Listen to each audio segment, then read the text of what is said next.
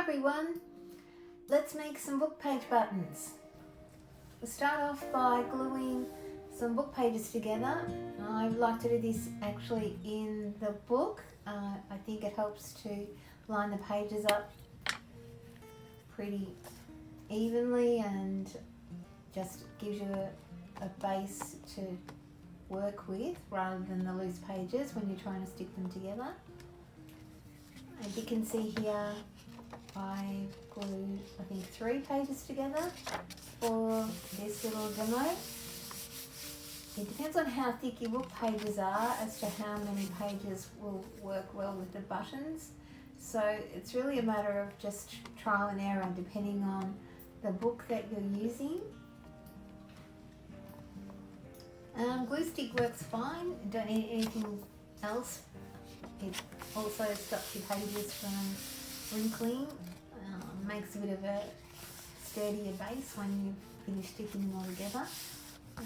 And just once you've got enough pages, just simply tear it out of the book.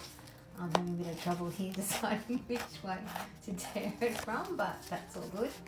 The one thing you want to make sure is that your hole punch, or the punch that you're going to use to punch out your button shapes fits in the thickness of the pages that you decide to glue together. You don't want it too thick or you're just going to jam up your little punch, but you also want to make that sort of tough clicky noise when you tap on it so that's nice and sturdy for your buttons.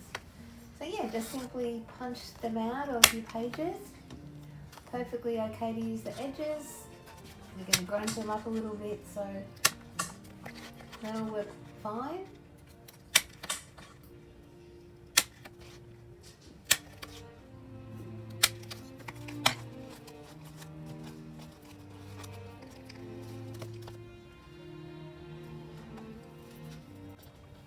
When you're ready for your second row of punching, or third row, just cut the strips of circles off. Don't throw them away. They are really handy for using as a temporary stencil or adding to elements to make little embellishments. It's quite sturdy because of the thickness of the book pages. So yeah, so keep them because you never know what you can make with those. Our next step is to punch little holes so that our little circles will actually look like buttons. I've used my crocodile with the smallest hole available, not the biggest one. If you have a couple of different size hole punches, or if you don't have a tiny hole punch, you could even just use an awl to make the little button holes in your buttons. With the crocodile, you can do 2 or 3 or 4 buttons all at once. As you can see here, a couple of my buttons haven't been glued together properly, but that's okay, we can fix that later on. So just, continue to make the little button holes in your buttons. With all the holes punched, I like grungy buttons, so I have actually splattered some black gesso, watered down black gesso, and then some coffee onto my little buttons.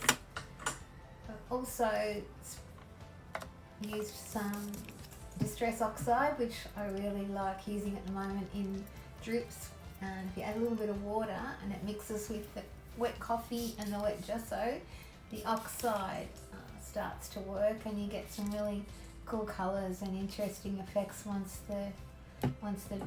they dry.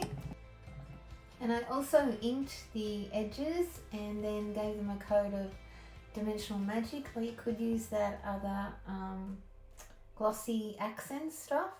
And then you need to leave them overnight. Don't try and dry them with a heat tool or anything, just let them dry overnight. So once they were dry, I have made a couple of things with them, some little embellishments. You can just use them in a scrapbook page or in a art journal page on their own, but they are really cute and they are really easy, and you can make it with scrapbook paper too, so have lots of fun. See ya!